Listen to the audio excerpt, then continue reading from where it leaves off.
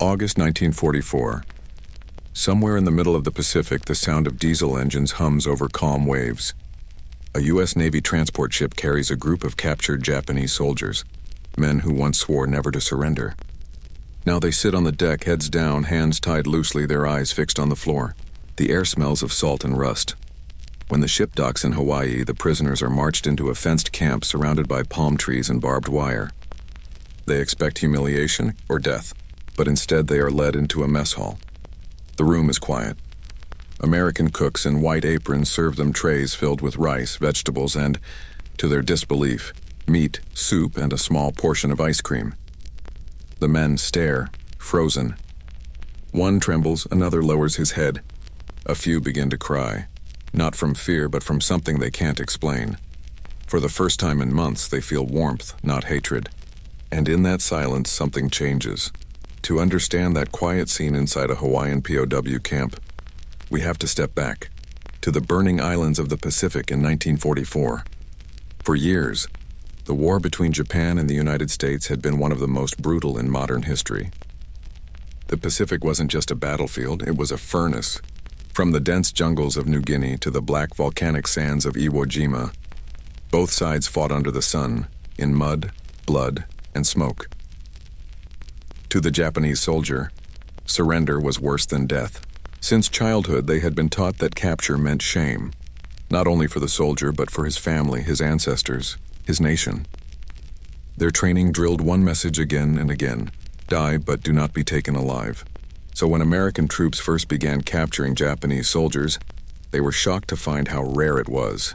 Many Japanese soldiers chose suicide, grenades pressed to their chests, swords drawn, or bullets saved for themselves. The U.S. military at first didn't even expect to take prisoners. They thought none would survive long enough to surrender. But by 1943, small groups began to emerge, wounded, starving, cut off from their units. They surrendered not out of cowardice, but out of desperation. Some had lost all strength. Others simply could not continue. When these men arrived in American hands, they were terrified. They had been told that Americans were monsters, that prisoners would be tortured, executed, or used for experiments. Some believed they would be cut open alive. That's what Japanese propaganda had taught them. But the Americans who captured them often saw something else. Young, broken men who looked no different from themselves. Hungry, dirty, scared. Many U.S. soldiers admitted later that the first time they handed a cigarette or a canteen to a Japanese POW, the man stared in disbelief as if it were a trick. By mid-1944, as Allied forces advanced through the Pacific, more and more Japanese prisoners were being taken. They were shipped to holding camps, first in Hawaii, then to the U.S. mainland. These camps followed the rules of the Geneva Convention, the international agreement that defined how prisoners of war should be treated: food, shelter, medical care, and humane conditions. The U.S. wanted to show that it was different, that it fought not with hatred, but with principle. Still, not every American soldier agreed. Many had seen their friends die on Tarawa, Saipan, and Guadalcanal, torn apart by banzai charges and fanatic resistance. To them, mercy felt impossible, yet orders were clear. Prisoners were to be treated fairly. General Douglas MacArthur himself had said that America's conduct toward prisoners would reflect its civilization. And so camps were built. Rows of barracks, mess halls, infirmaries, and workshops. Guard towers and fences surrounded them, but inside the POWs lived with surprising structure, even dignity. They worked, read, and in time began to talk to their guards. It was inside one of these camps, in the calm fields of Oahu, that the moment in our story would unfold. There, the line between enemy and human began to blur. The first American-run POW camps for Japanese soldiers were designed not for punishment, but for control and proof. Proof that the U.S. could wage a brutal war without losing its moral compass. By late 1944, more than 5,000 Japanese prisoners were being held across the Pacific territories, from Hawaii to Australia and the continental United States. The largest camps were built in California, Texas, and Wisconsin, far from the front lines. Each camp was like a small town behind barbed wire. There were sleeping barracks, a hospital, a canteen, and even baseball fields. The men woke at sunrise, answered roll call, and were given daily tasks: farm work, repairing tools, building furniture, or helping local labor shortages. For every 8 hours of work, they earned small wages which could be spent on soap, cigarettes, or writing paper. Meals were served 3 times a day. Not lavish, but balanced: rice, bread, vegetables, meat, and soup. And yes, sometimes dessert. The U.S. military believed in feeding prisoners well, not just because of the Geneva Convention, but because starving an enemy did not serve victory. A healthy prisoner could be questioned, rehabilitated, even re-educated. This humane approach was strategic as much as it was moral. The War Department knew that if Japanese POWs were treated well, stories would spread and might encourage future surrenders, saving American lives. But that plan came with challenges. For the Japanese soldiers inside those fences, kindness was confusing. Some refused food, believing it was poisoned. Others ignored orders, expecting beatings that never came. Many bowed when addressed, too afraid to make eye contact. To bridge the gap, Japanese-speaking American officers, some Nisei, second-generation Japanese Americans, were brought in. They acted as interpreters, explaining the rules and easing fear. For many prisoners, it was the first time they had spoken their native tongue with someone from the enemy's side. Inside the camp, an odd balance formed. The guards respected the prisoners' discipline. The prisoners respected the guards' consistency. Violence was rare.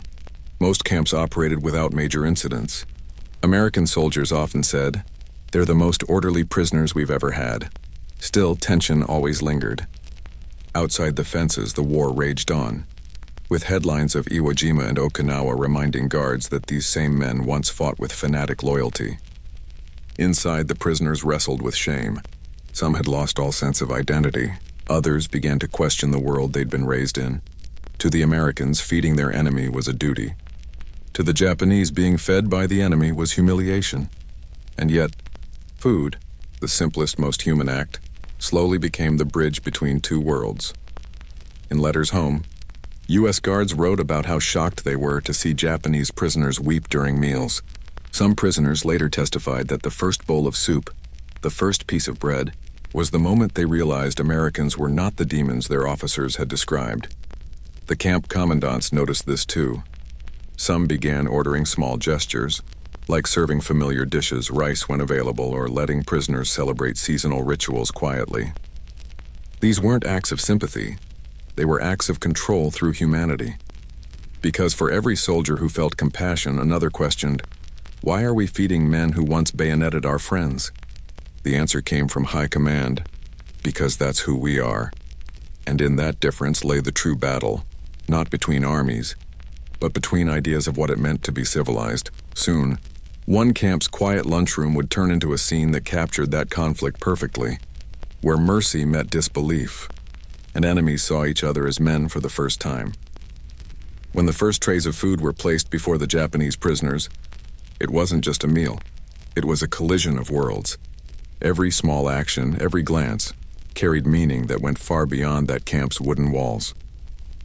For the Japanese soldier, capture meant he had failed not just his unit, but his ancestors. His mind was chained to an idea born in the code of Bushido, that honor lay only in death.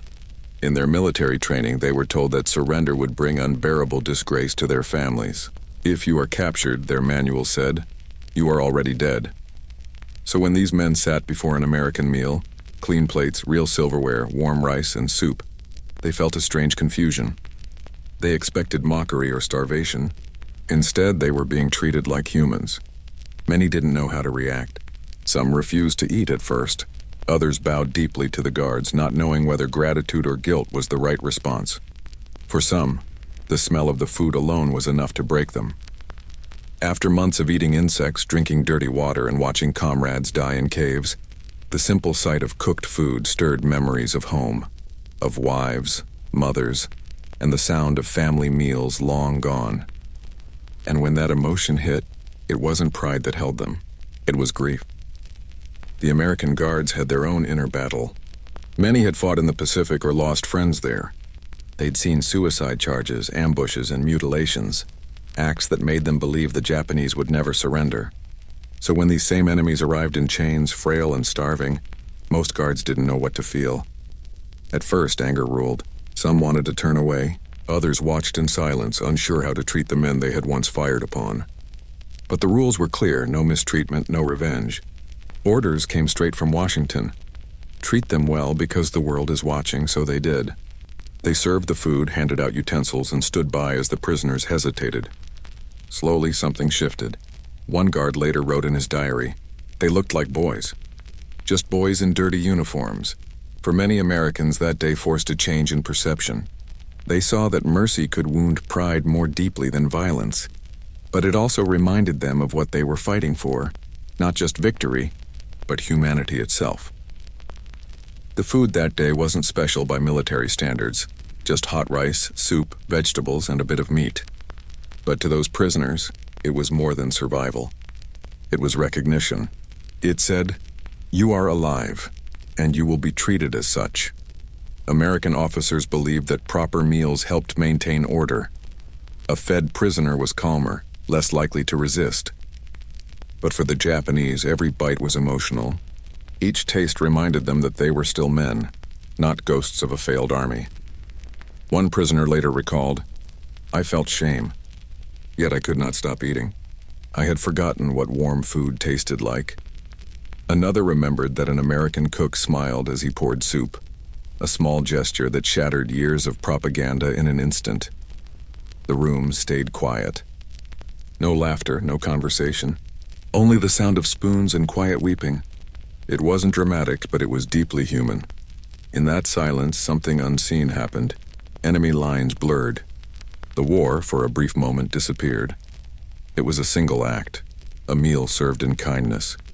Yet it carried the weight of everything the Pacific War had taken away. Dignity, empathy, and the memory of home.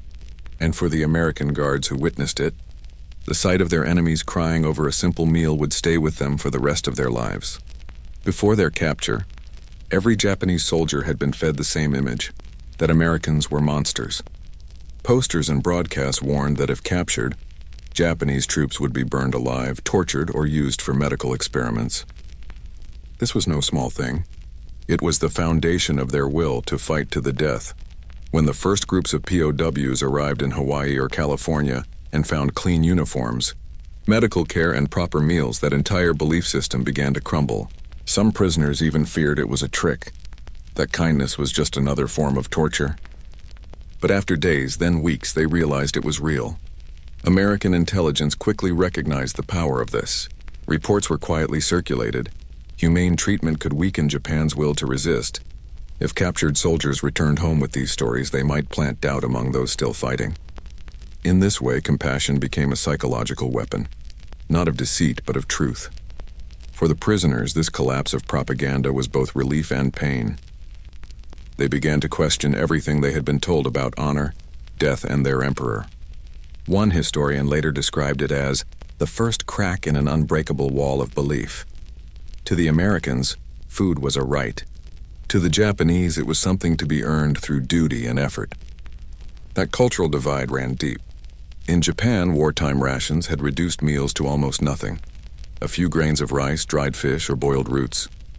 Families went hungry so that soldiers could eat. Now those same soldiers were sitting in an American mess hall, surrounded by abundance. Even the smell of the food felt wrong. Butter, milk, meat, things that were rare luxuries back home. For a moment, they weren't sure if they deserved it. Some prisoners tried to show gratitude the only way they knew, by bowing, cleaning the table spotless, or leaving part of their portion untouched, as a sign of humility. American guards mistook it for refusal, not realizing that for the prisoners, shame and respect were intertwined. Over time, both sides learned. The cooks started adding rice to menus when they could. POWs learned to say small English words, thank you, good, friend, tiny gestures. But they built bridges no weapon could destroy. That's what made the scene so powerful. Two cultures, born to hate, forced to face their shared humanity through something as ordinary as lunch. Treating enemies humanely wasn't easy for American soldiers. Many guards had lost brothers and friends in battles where surrender was unthinkable. They had seen Japanese troops fight to the last man, even using civilians as shields. So when they were ordered to treat prisoners kindly, it felt almost unfair. But deep down, many understood. This was the line that separated them from the enemy. The U.S. didn't just want to win the war, it wanted to win rightly. Military chaplains often visited the camps, reminding soldiers that mercy wasn't weakness. "You fight hard on the field," one chaplain said, "but you show what kind of nation you are when the fight is over." Some guards found healing in that routine. They began to see that compassion could coexist with strength. Others never accepted it, but they followed orders. The result was a rare moment in history when discipline and decency walked hand in hand. When those first prisoners cried over their meal, word spread quickly. Some guards wrote about it in letters home, describing the silence, the tears, the way the men bowed after eating. Local newspapers never reported it. It wasn't a story for headlines. But within the camps, it became almost legend. Later, when Japanese POWs were repatriated after the war, many carried that memory with them. Some told interviewers decades later that their first American meal changed how they viewed the world. "I learned that even enemies can have kindness," one said. Another admitted, "It made me question everything I believed."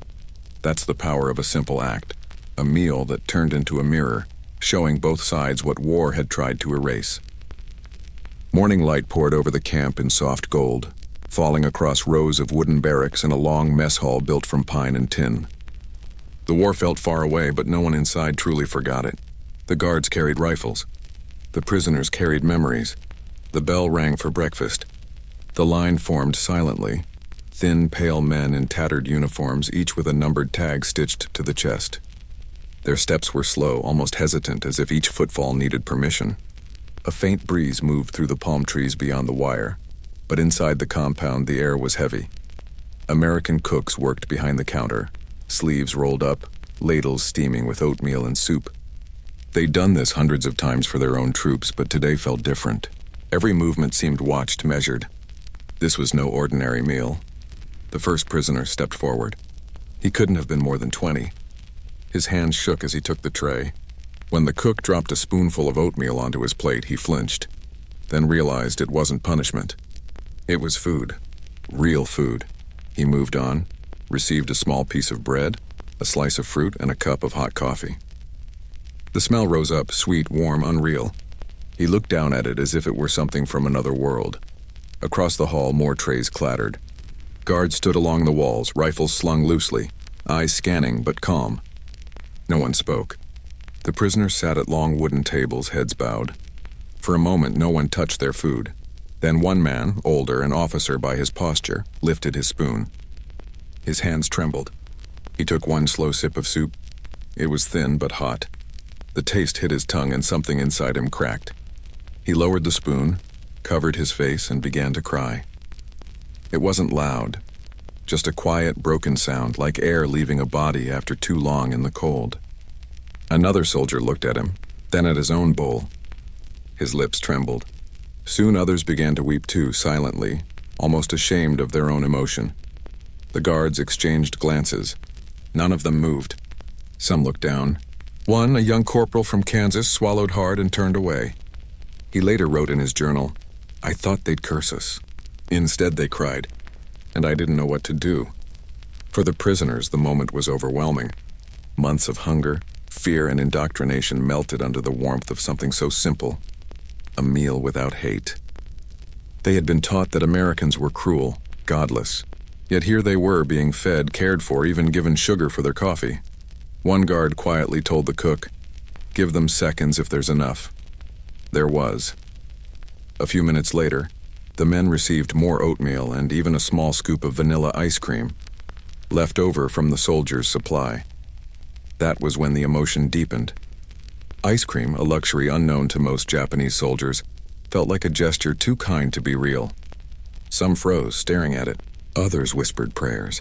For one man, it was the first sweet thing he had tasted since leaving home. He put the spoon to his lips, closed his eyes, and began to sob. The hall filled with silence, not tension, but something purer. The sound of spoons, the creak of benches, and the quiet hum of emotion replaced the echoes of war.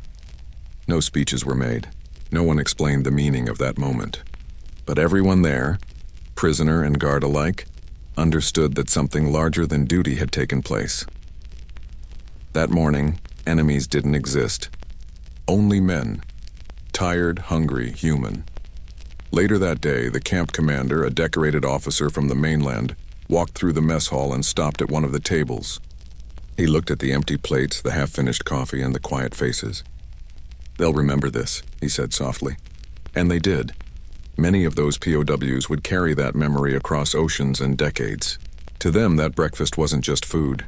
It was the first crack in the wall of hate that the war had built between two nations.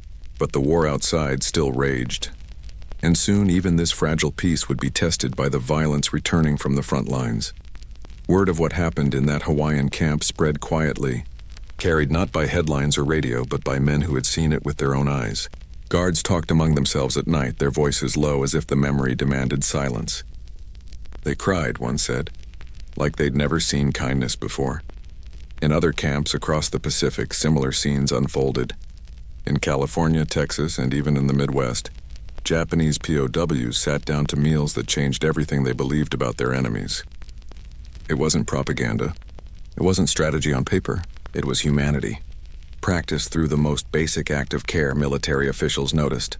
Reports moved up the chain, statements describing the psychological effects of humane treatment.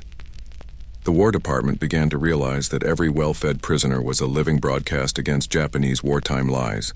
These men once told Americans would mutilate them, now wrote letters home describing something very different.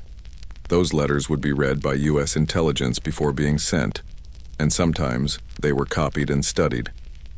One report from 1945 noted that many POWs described astonishment and emotional breakdown during their first meals. The analysts underlined it.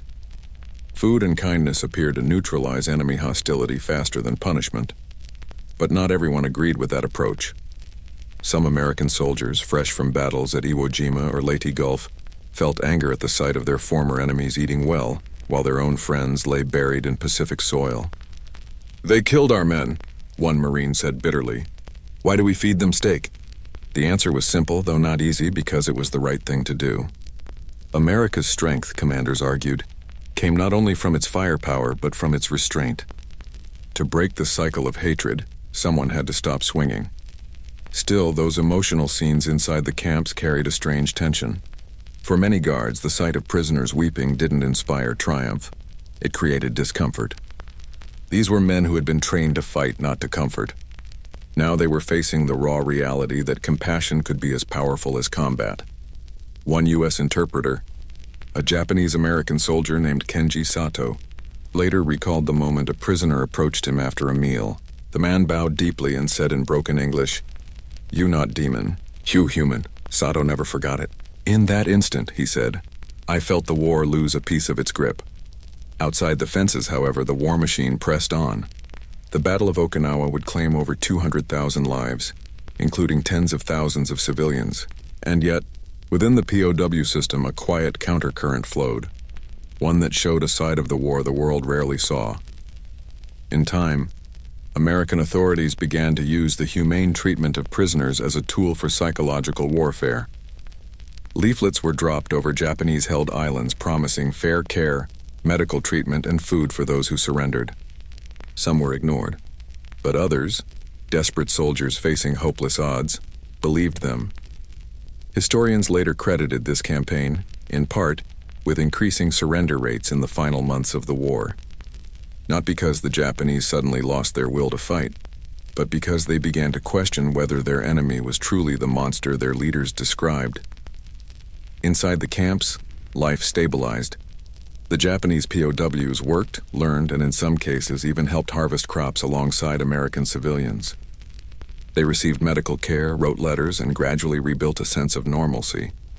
But every so often, something as small as a meal, or the smell of soup in the mess hall, would bring those emotions flooding back. For some prisoners, that memory marked the beginning of an inner transformation. A few later converted to Christianity. Others dedicated their post-war lives to promoting peace between Japan and the United States. Many never spoke of it publicly, but kept the story alive in diaries and private letters. The U.S. Guards, too, carried those images with them long after the war ended. They didn't forget the faces of the men who cried over coffee and oatmeal.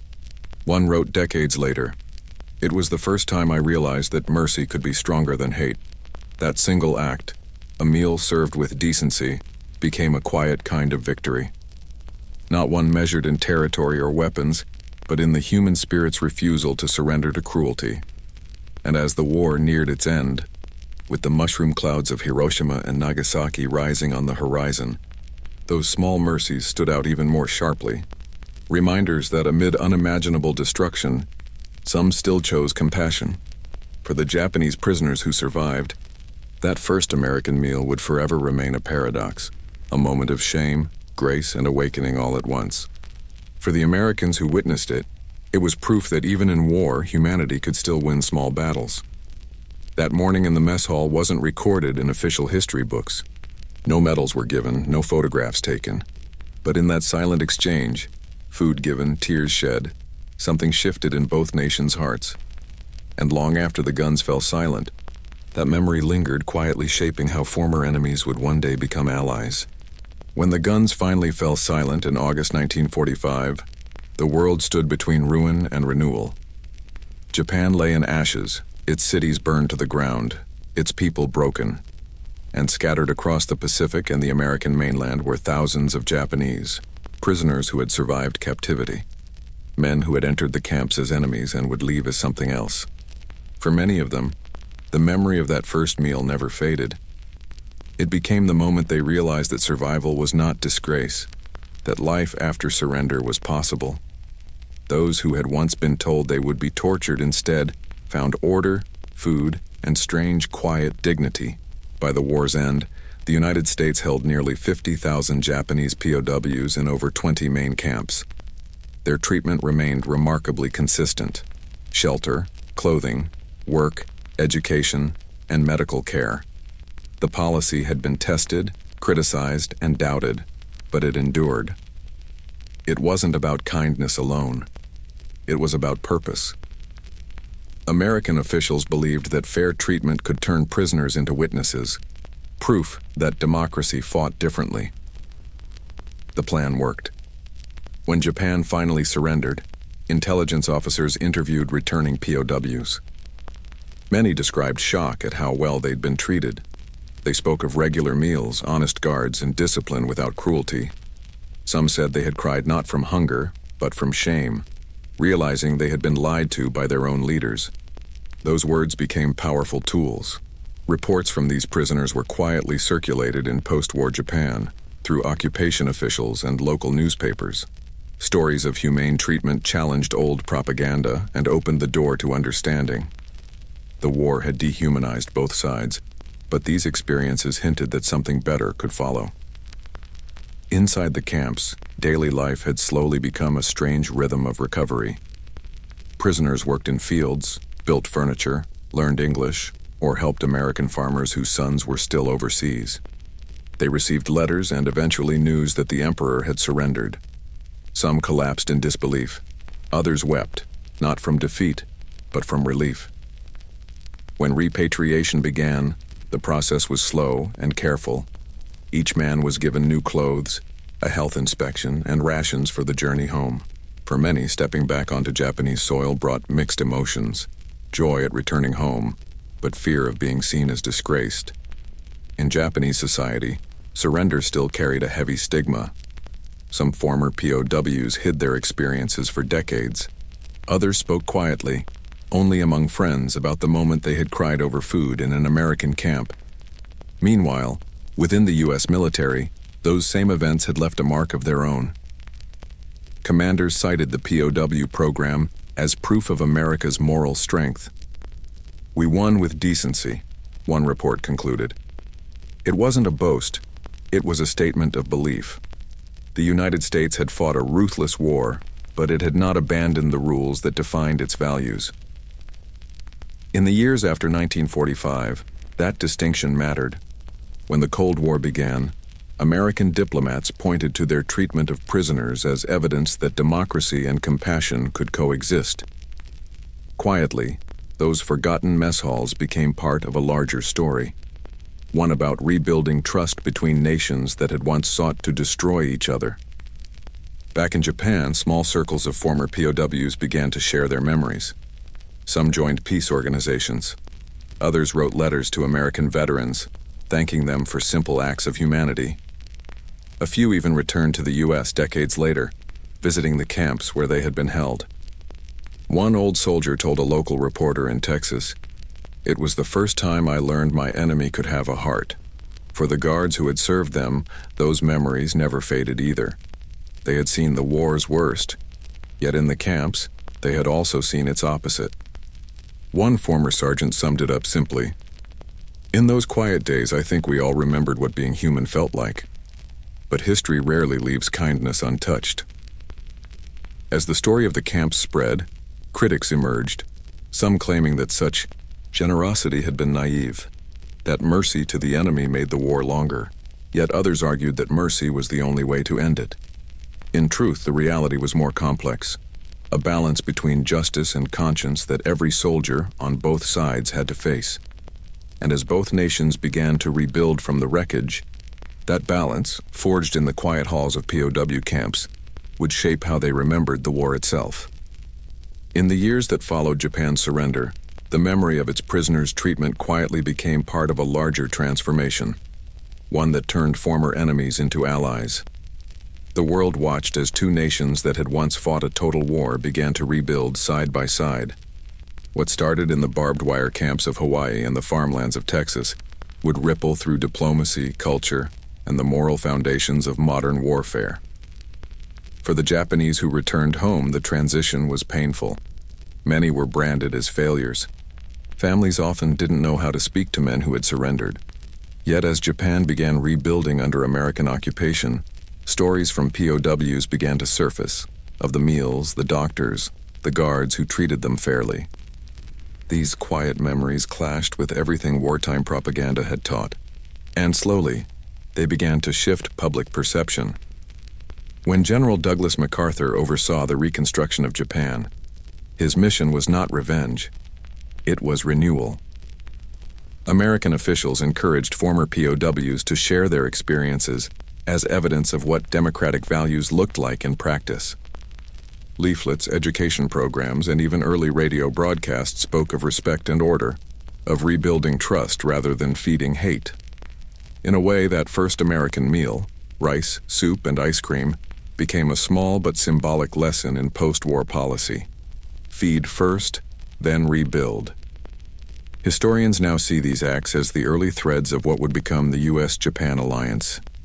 By the early 1950s, the two nations signed security agreements, shared intelligence, and began working together to defend the Pacific. Behind the political meetings and speeches was a quieter truth, that compassion had built a bridge no treaty could have written. For American veterans, the POW experience carried its own reflection. Many who had served as guards or camp officers wrote years later that treating prisoners with dignity had reminded them why they were fighting. The war had demanded brutality. The camps had demanded restraint. That contrast shaped how they viewed justice afterward. Some would go on to work in law, education, or diplomacy, carrying with them the belief that mercy, when shown even to an enemy, could change history's direction. Meanwhile, within Japan, the former POWs who had once cried over food found themselves as unspoken witnesses to a lost generation. They had seen both the cruelty of their own empire and the unexpected humanity of their captors. When they spoke to younger students in the 1950s and 1960s, they didn't glorify war. Instead, they spoke about humility, hunger, and the shock of being treated kindly by the side they had been taught to hate. Their words helped fuel Japan's post-war pacifism, a movement that defined the nation's modern identity. At the same time, global institutions were taking notice. The Geneva Conventions of 1949 expanded protections for prisoners of war, citing lessons learned from both Axis and Allied treatment. The humane example set by the American camps, though imperfect, was used to show how even in total war, restraint could serve both morality and military discipline.